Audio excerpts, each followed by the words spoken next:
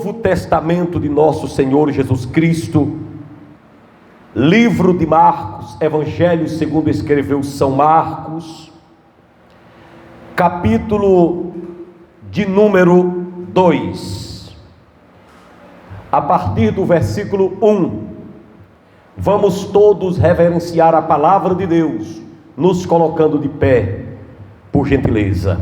Glória a Deus. Evangelho segundo escreveu São Marcos, capítulo de número 2, do 1 em diante, assim nos diz a palavra do nosso Deus. Diz assim: e alguns dias depois, entrou outra vez em Cafarnaum, e soube-se que estava em casa.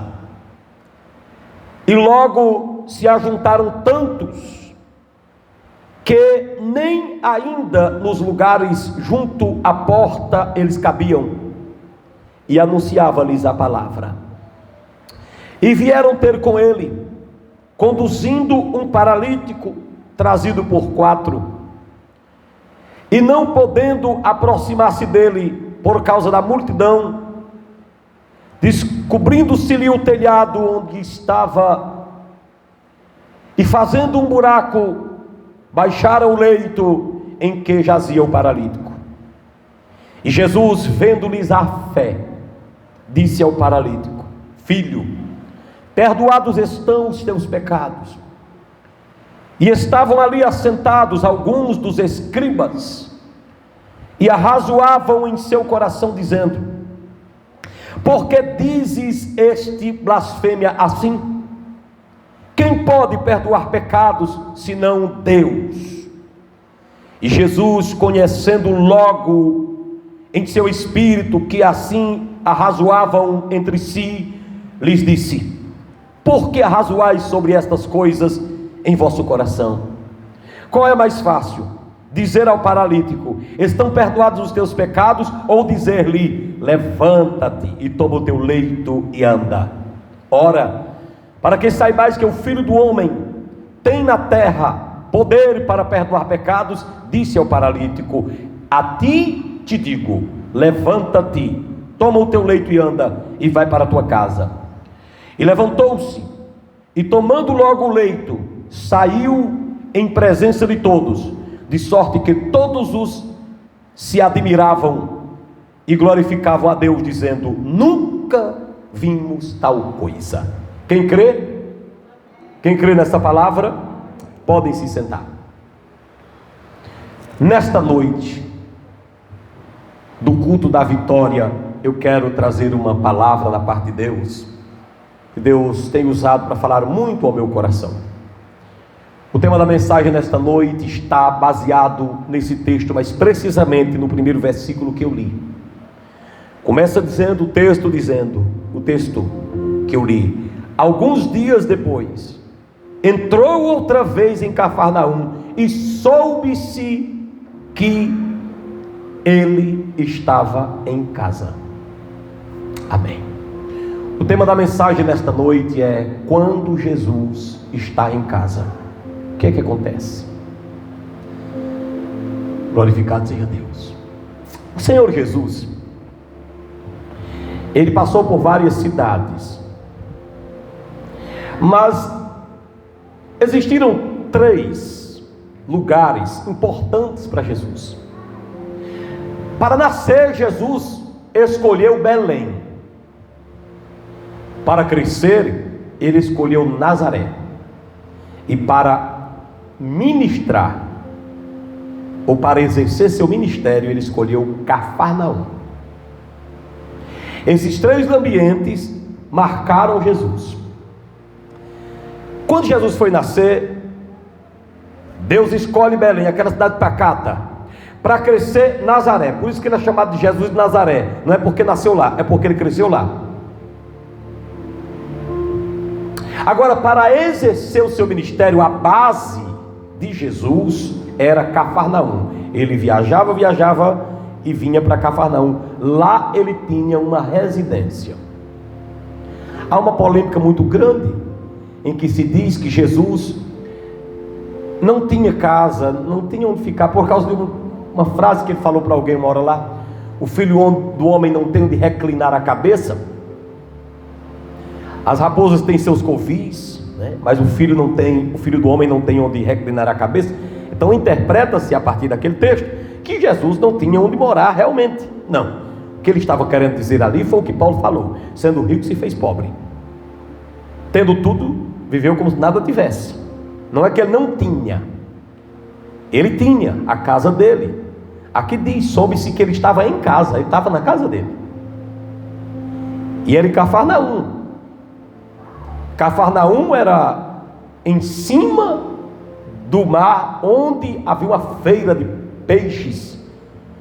Jesus tinha uma casa lá, mas ele, quando diz o filho do homem não tem onde reclinar a cabeça, é porque é o seguinte: Jesus tinha, mas quase que ele não parava em casa, e quando ele vinha para casa dava notícia, dava ibope. Se você analisar em João capítulo número 1, João capítulo número 2, você vai notar que a casa de Jesus em Cafarnaum cabiam cerca de 21 pessoas. Uma vez Jesus levou para lá seus irmãos, sua mãe e seus 12 apóstolos, de uma só vez, e coube na casa lá. Agora que ele não parava em casa, então ele tinha que dizer às pessoas que se quisessem segui-lo, seguissem sabendo que ele não tinha onde dormir. Tinha noite que ele dormia em qualquer lugar, ele não estava sempre em sua casa lá. Mas sua casa era em Cafarnaum. Isso é nítido. Soube-se que ele estava em casa. Então ele estava em sua casa. Muito bem. Esse texto mostra que Jesus chegou em Cafarnaum, em sua casa, e trouxeram um paralítico. Ele estava tão doente que 4 homens tiveram que carregá-lo. E quando chegaram naquele lugar onde Jesus estava, em Cafarnaum, a multidão estava na porta e ninguém podia passar com aquele paralítico. E eles descobriram o telhado, vocês conhecem a história, e desceram aquele paralítico onde Jesus estava, e Jesus curou aquele rapaz e foi embora, levando seu próprio leito. A maior vitória daquele homem foi a cura daquele dia. A cura que ele precisava para trabalhar, voltar a exercer suas funções comuns. Eu não sei qual é a luta que você está enfrentando, não sei, mas o Espírito Santo que está em mim, ele sabe. Ele pode até me revelar, se ele quiser, mas ele pode falar com você usando a palavra que eu tenho aqui nessa noite. O que acontece quando Jesus está em casa? Primeira coisa que acontece quando Jesus está em casa é que a sua presença é notável.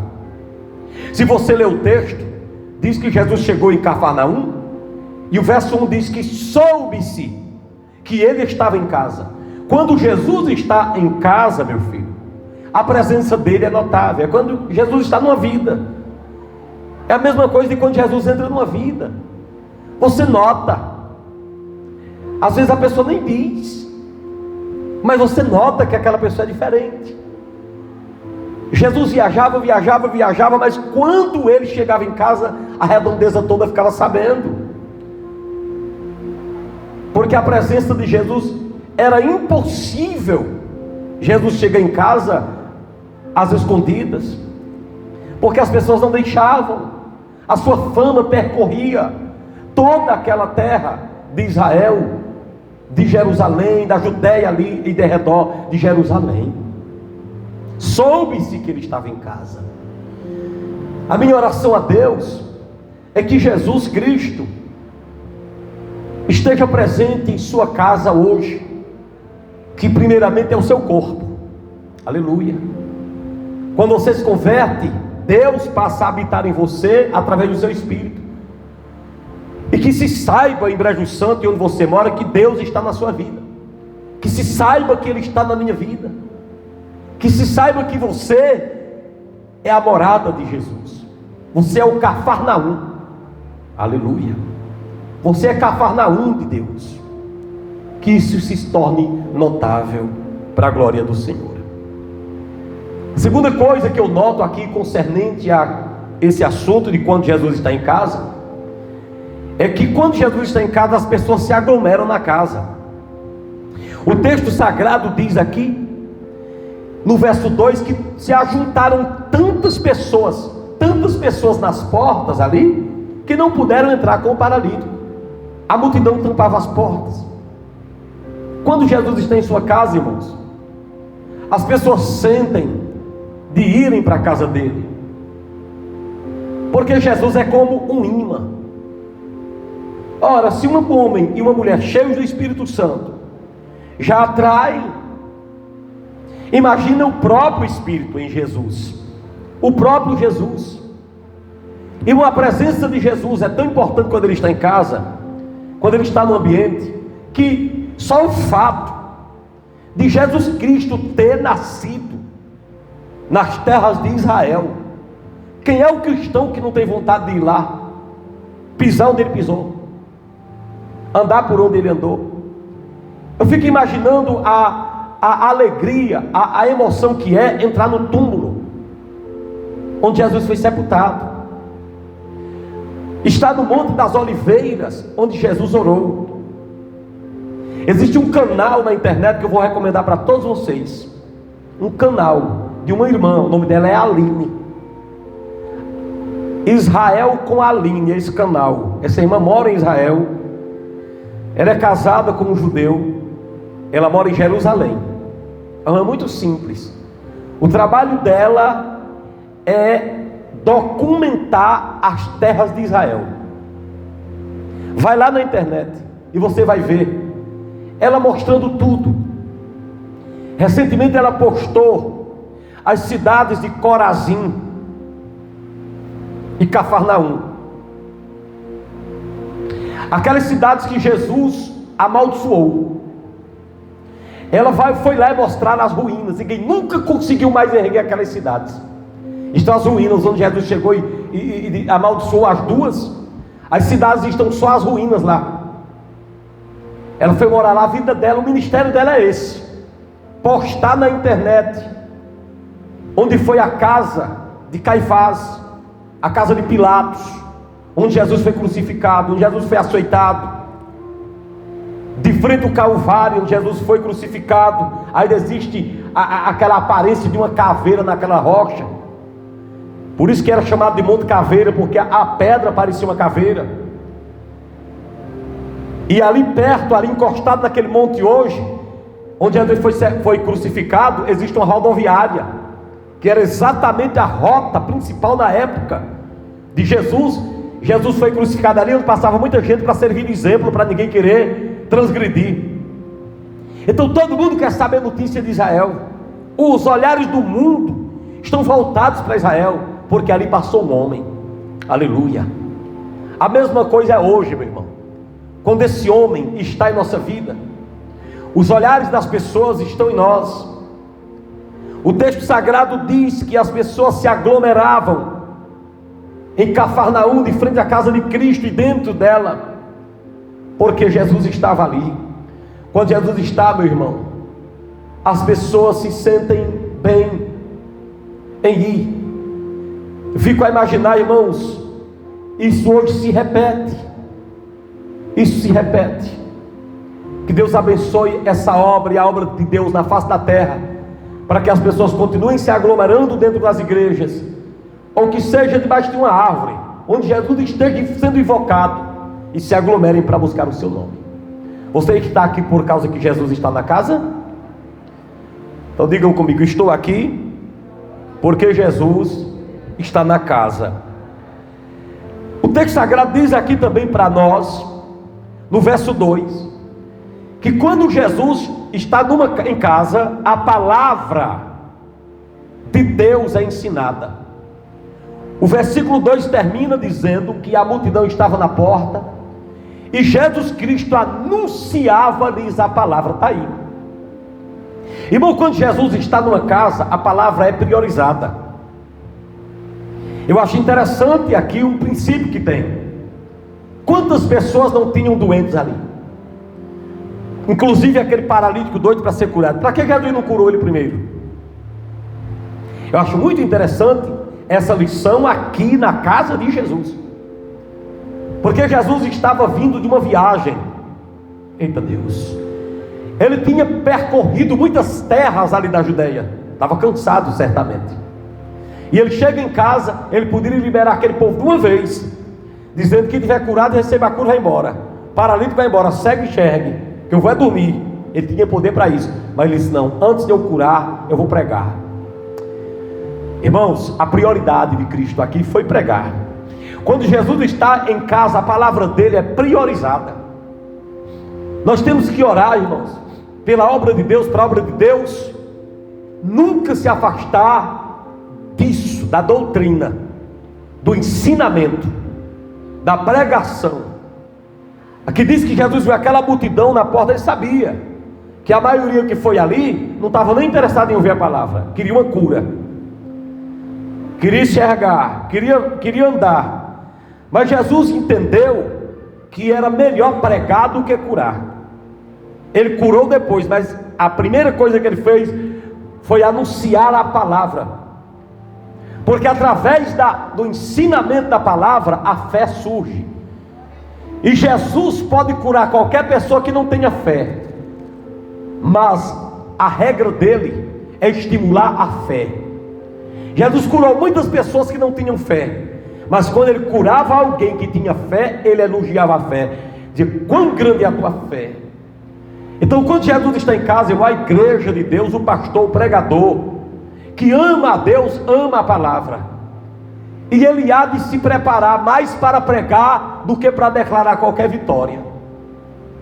Se terminar um culto e a palavra de Deus foi exposta, eu não estou falando de carga d'água, conversa fiada em cima dos altares para passar tempo. Eu estou falando da palavra ensinada.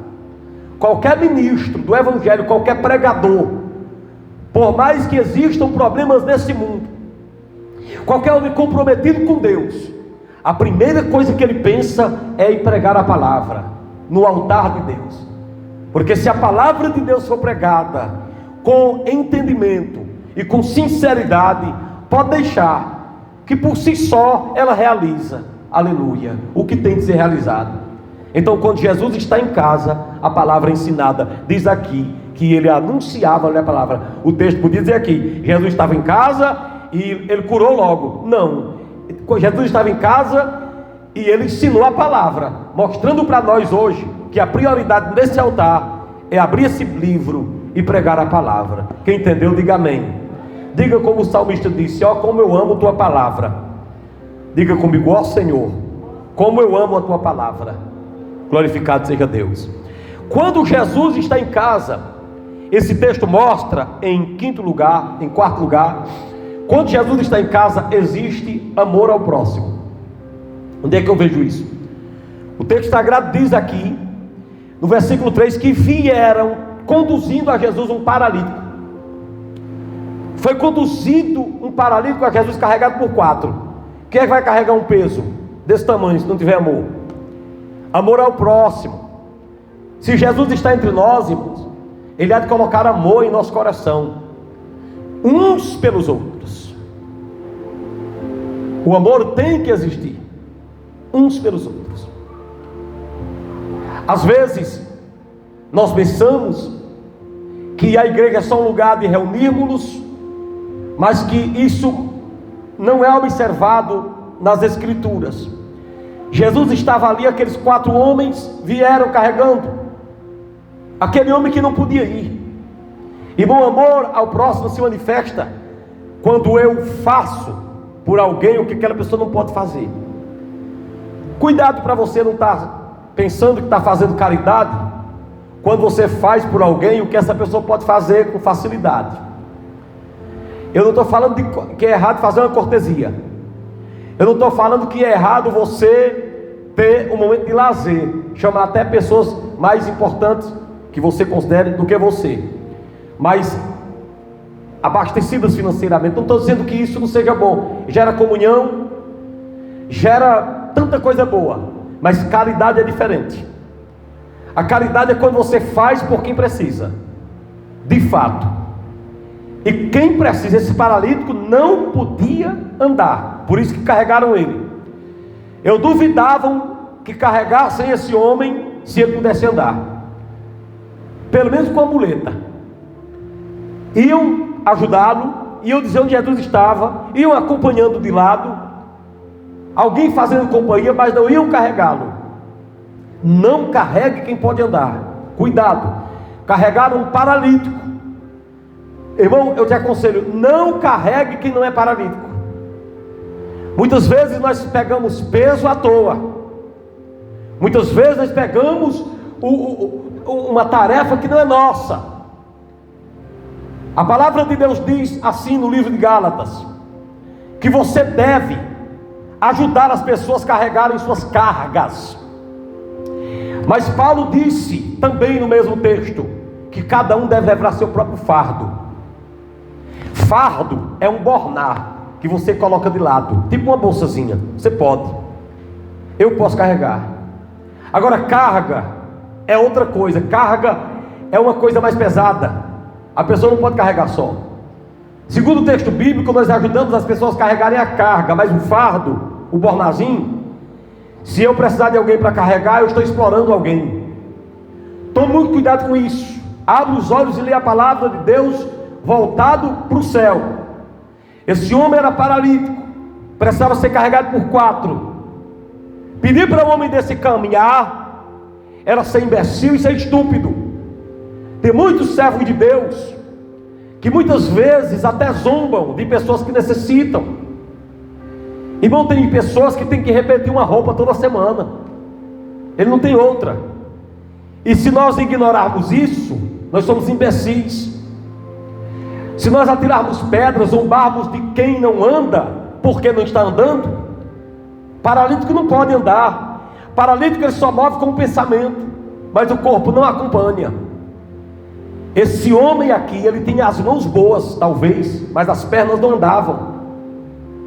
Então esse homem aqui, se as mãos eram boas, mas as pernas não se moviam, precisava ser carregado por 4. Mas se ele tinha as mãos boas, ele podia comer com as próprias mãos, não precisava ninguém colocar comida na boca dele. Irmão, peça a sabedoria de Deus. Quando a Bíblia diz que o camarada é paralítico, geralmente se refere às pernas dele, não se refere às mãos. Observe se você tem que colocar comida na boca ou tem que carregar. Cuidado, peça a Deus discernimento espiritual.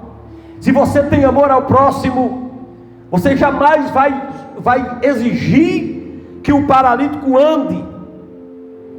Você vai ajudar a carregá-lo. Você vai levá-lo a Jesus. Quem sabe oferecer seu carro para levar ou mandar alguém buscá-lo. Na casa de Deus, quando Deus está num lugar, o amor ao próximo existe. Você ajuda o próximo a andar. A minha pergunta para mim é a seguinte, e para você: eu tenho ajudado alguém a andar? Você ajuda alguém a andar, não é só você pegando e doando. É quando você dá uma palavra para alguém que está desempregado arrumar um emprego. Você ajudou alguém a andar. Alguém já disse: tu tem alguém da tua família ou da igreja ou vizinho teu que está desempregado, eu tenho um emprego aqui, você procurou uma pessoa para trabalhar, você ajudou aquela pessoa. Isso é amor ao próximo. Quando Deus está num lugar, em casa, quando Jesus está em casa, existe amor ao próximo. Louvado seja Deus. Peça para Deus derramar um batismo de amor. Esse irmão vai cantar agora no final do ano, o irmão Armando Filho, ele tem um hino que eu gosto muito, que é Batismo de Amor. Depois vocês podem ir para a internet e pesquisar Armando Filho, Batismo de Amor.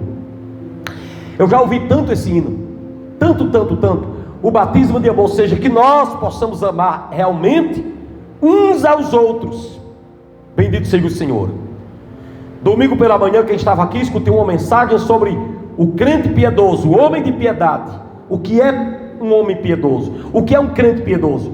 Piedade significa respeito às coisas sagradas e dó do sofrimento das pessoas. O homem não pode ser piedoso apenas tendo respeito às coisas espirituais. Se ele não tiver dó de quem sofre, ele não é piedoso.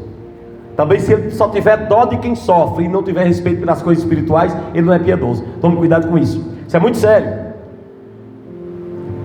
E domingo pela manhã eu desafiei o povo de Deus a tomar cuidado com umas mensagens que estão sendo pregadas nos altares, dizendo ao povo de Deus que não tenham pena de ninguém, que quando você tem pena e tem dó, atrapalha a fé. Isso é contrário, isso é uma pregação ímpia. Eu mostrei domingo pela manhã. O servo de Deus que é estimulado pelo pregador a não ter pena de ninguém, ele está sendo estimulado a ser ímpio. A Bíblia Sagrada diz que o ministério da piedade é um mistério muito grande. E na igreja que Paulo pastoreava e Timóteo, existiam mulheres piedosas. E a Bíblia diz que aquele que quiser viver piedosamente em Cristo sofrerá perseguição. Paulo falou muito sobre o mistério e o ministério da piedade. Piedade é ter amor e respeito pelas coisas espirituais. E também respeitar e ter dó mesmo, pena. Piedade é ter pena de quem sofre. Então volte para o texto. Esses homens aqui eram piedosos, porque os olhares deles estavam em Jesus, e também no paralítico que sofria. Eu quero dizer que tem pessoas que só vão se levantar se você der uma mãozinha. E tem muitas pessoas que caíram porque eu não dei a mão. E se a igreja for piedosa, tiver amor ao próximo, muitos paralíticos, irmãos, se levantarão. Se levantarão paralíticos de várias maneiras, porque não existe só paralíticos fisicamente. Existem paralíticos moralmente, existem paralíticos psicologicamente, financeiramente. E que você, quando dá uma mãozinha, essa pessoa depois diz: olha, eu me levantei financeiramente, me levantei moralmente, me levantei emocionalmente. Ainda uma semana, um dia desses, aí eu passei em um lugar, tem uma pessoa chorando. Essa pessoa é muito crente, eu pensei que ela estava no óleo, na unção, chorando na unção. E eu passei, não queria nem incomodá-la, e eu olhei, o choro estava grande, eu disse: continue, irmã. Está no óleo, está na unção? Ela disse: não, eu estou na prova. Eu encostei, sentei no chão e comecei a conversar com aquela irmã. E eu percebi que naquela mesma noite, aquela irmã se levantou. Naquela mesma noite ela foi para a igreja. O olhar dela mudou naquele mesmo dia. Você que está aqui nessa noite pode ser usado por Deus para levar muitas pessoas a se reerguerem. Quantos podem glorificar a Deus nessa noite? Quando Jesus está em casa, existe amor ao próximo. Se Jesus estiver na minha vida, eu vou amar o próximo. Vou amar de todo o meu coração. Quando Jesus está em casa, em antepenúltimo lugar, existe o milagre da salvação. Quando Jesus olhou para esse homem, ele poderia ter dito também: está curado. Mas Jesus, é muito importante Jesus, ele era para ter dito: está curado, porque ele já sabia que o rapaz tinha ido ali para ser curado das pernas. Mas a primeira coisa que Jesus fez foi dar salvação a ele. Jesus disse: estão perdoados os teus pecados. Jesus já percebeu que quando aquele paralítico desceu ali, ele já vinha com todo tipo de fé para ser salvo, para ser curado. Jesus disse logo: olha, os teus pecados estão perdoados. As pessoas que estavam ali disseram: como ele pode dizer que perdoa pecado? Só quem pode perdoar pecados é um, que é Deus. Jesus não falou nada. O silêncio de Jesus muitas vezes é mais alto do que um grito. Aleluia. Quando Jesus se calou, ele quis dizer: você está certo, por isso que eu estou perdoando. Louvado seja Deus. Quando eles disseram: quem é que pode perdoar pecado? Só quem pode perdoar pecado é uma pessoa que é Deus. Então Jesus se calou. O silêncio de Jesus ali foi um grito. Foi como se ele dissesse: já que vocês estão dizendo isso, que só quem pode perdoar pecados é um que é Deus. Pouco tempo depois ele diz: olha, para que você saiba que eu tenho autoridade, vou ter o paralítico, levanta. Então Jesus Cristo, ele não foi dizer: não, eu sou Deus. Ele não argumentou. O silêncio de Jesus já foi uma prova de que Cristo é Deus e Deus é Cristo. Mas eu não entendo, não é para entender. É para aceitar. Antes de Abraão existir, eu era. E o mesmo eu sou do Antigo Testamento, é eu sou do Novo Testamento. Mas eu não entendo, não é para entender. Quando Jesus está em casa, tem o milagre da salvação. Filho, perdoados estão os teus pecados. Meu filho, Jesus continua bradando na Bíblia: a cura da alma é mais importante do que a cura do corpo. A cura da alma está na frente. E ele pode fazer a mesma coisa com o corpo, mas a da alma está na frente. É tanto que no Salmo 103, verso 3 diz assim: é Ele quem perdoa os teus pecados e sara as tuas enfermidades. Se fosse o contrário, nós poderíamos ficar em dúvida. Mas como ele diz, é Ele quem perdoa os teus pecados e sara as tuas doenças, quer dizer que Ele pode fazer as duas coisas. Mas o interesse principal é dizer ao paralítico: perdoados estão os teus pecados. Era para dizer ao paralítico: levante e anda. Mas Ele disse lá na frente. Mas ao paralítico Ele quer declarar a salvação. Ao cego Ele quer declarar a salvação. Ao bandido Ele quer declarar a salvação.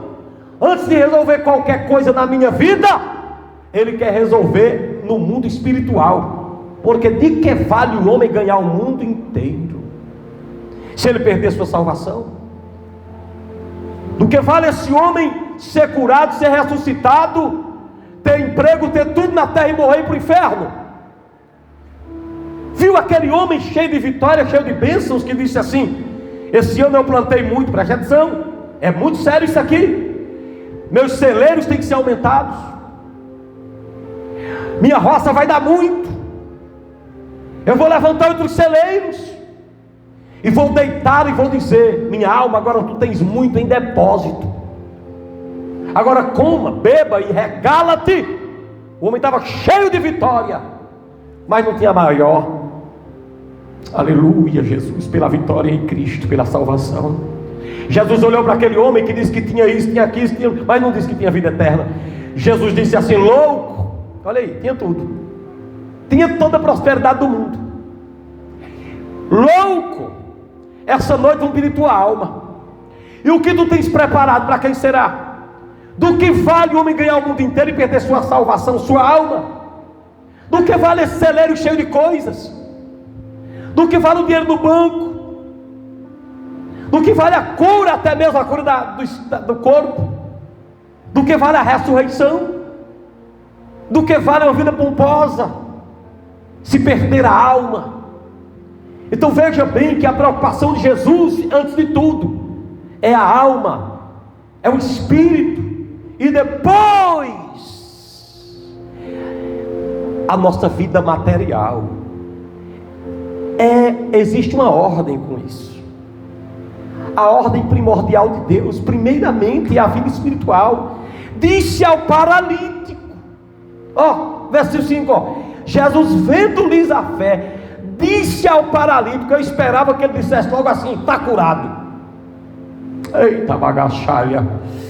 Diga comigo: a palavra de Deus é digna de aceitação. Disse ao paralítico, eu esperava que ele dissesse logo: curado você está. Mas ele diz ao paralítico: levanta-te e anda. Diz ao paralítico: perdoados estão os seus pecados. Desculpem, porque perdoar os pecados daquele homem era mais urgente. Quem pode glorificar a Deus pela palavra de Deus? Se você ler essa palavra, você não se confunde com nada. Esse texto não está dizendo que Jesus não faz prosperar. Esse texto não está dizendo que Jesus não cura. Não está dizendo que Ele cura e que faz prosperar. Mas que a maior vitória daquele homem não foi sair andando com os pés dele, nem com as muletas na cabeça, nem com a maca na cabeça. A maior vitória daquele homem foi receber esse perdão de pecados. Quando Jesus está presente, a salvação acontece, o milagre da salvação acontece. Agora, em penúltimo lugar, quando Jesus está presente, também existe o milagre do levanta e anda. Jesus pode levantar alguém por revelação, pode revelar alguém, pode curar. Eu fiquei impressionado quando a diaconisa Sebastiana me ligou e disse: bispo, Deus revelou que ia dar um milagre à minha mãe. Pois no outro dia realmente ela adoeceu terrivelmente, mas já se levantou. Uma senhora de 90 anos, irmãos. É Deus quem faz essas coisas. Deus, irmã, eu digo para a irmã, sabe o que eu criei aqui? É que a sua mãezinha ia partir. Já teria partido, foi o que eu senti. Entendeu? Mas ela está viva, 90 anos. Foi o que eu senti aqui. Entendeu? Acredito que Deus deu um livramento. Deus estava livrando a vida dela. Deus pode, porque Ele é Deus. Ele é Senhor de toda a terra. Ontem à noite me pediram para fazer uma visita. Não me pediram, só me deram a notícia. Tinha uma pessoa em Brejo Santo se acordando pela madrugada e não dormia mais, e com ares de agressão. Quando terminou a live, eu fui lá, e a família já estava em lutas, preocupada com aquela situação. Eu peguei aquela pessoa aqui, aquele jovenzinho, no muro daquela casa, e disse: repita comigo: Senhor Jesus, eu quero dormir hoje, Senhor. E aquele jovenzinho repetindo: eu quero dormir hoje um sono tranquilo. Eu vim embora. Quando foi de madrugada, a família entrou em contato comigo, dizendo: olha, o jovem se acordou no mesmo horário, mas na maior serenidade, pediu comida, comeu, dormiu a noite inteira, para a honra e glória de Jesus. Tem algum amém aí? Ele pode curar, Ele pode resolver, mas não se alegre por nada mais do que com a sua salvação. Existe um milagre do levanta e anda, mas faça como Jesus disse: alegrai-vos não porque os demônios se vos submetem, alegrai-vos não por qualquer outra, sua maior alegria seja porque o seu nome está arrolado nos céus. Quando Jesus está em casa, o milagre da salvação acontece, mas também o levanta e anda pode acontecer. Eu creio que Jesus pode curar nessa noite. Quem crê, diga amém. Agora, em último lugar, eu vou terminar até com uma notícia que não é tão agradável, mas no final das contas vai dar tudo certo. Quando Jesus está em casa, Satanás procura se levantar para confundir as pessoas. O diabo tem ódio quando Jesus está no lugar. Jesus chegou em casa e começou a pregar e dizer: olha, teus pecados estão perdoados. Todo mundo ficou tranquilo, a multidão ficou tranquila, mas se levantaram os religiosos e disseram: quem é tu que está dizendo que pode perdoar pecado? Só quem pode perdoar pecado é Deus. Jesus enfrenta esses religiosos e os envergonha. Eles estavam endemoniados. Jesus disse: então qual é mais fácil, dizer ao paralítico: perdoados estão os seus pecados, ou manda ele se levantar agora? Então, para que saiba que o Filho do Homem tem sobre a terra poder para perdoar pecados, disse ao paralítico: levanta e anda. E ele andou. Esses se levantaram para confundir, porque Jesus tinha dito: olhe, perdoados estão os seus pecados. Eles começaram a confundir, dizendo que Jesus não tinha aquela autoridade toda. Satanás não perde tempo tentando confundir pessoas dentro da igreja. O diabo é sujo, querendo confundir dentro da igreja. Olhe, meu querido, isso é muito sério. Uma vez o Satanás ia me fazer uma vergonha tão grande na hora de um culto. Eu preguei naquele culto, preguei, o poder de Deus desceu. O dirigente daquela igreja era um presbítero. Se levanta um profeta lá, uma pessoa que eu até respeitava, e às vezes por você respeitar tanto, você não pesa a situação. A pessoa se levantou e cochichou: Deus está mandando consagrar o presbítero dessa igreja pastor agora. Eu marchei para o altar, meu Deus, vou, não vou, marchei para o altar, Deus está mandando o presbítero da igreja escutou. Quando eu me aproximei, o presbítero botou a mão e disse: pelo amor de Deus, não faça isso hoje, não estou preparado. Deus não deixou abrir minha boca. O inimigo queria me confundir na frente de todo mundo, envergonhar na frente de todo mundo. Deus está mandando você consagrar essa pessoa agora. E naquele calor do momento, eu comecei a baixar para perto do altar.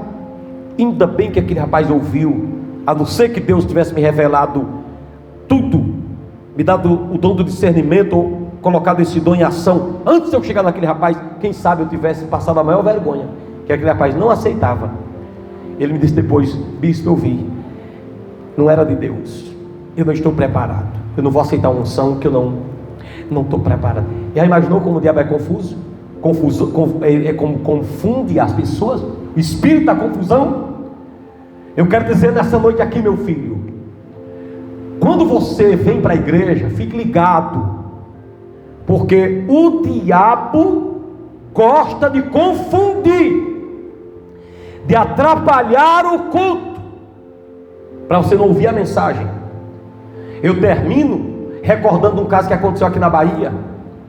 Um pastor muito conhecido foi pregar a palavra de Deus, chegou no altar, tinha uns jovens cantando aqui, o coral dos jovens cantando, e uma moça mal vestida lá no meio da igreja.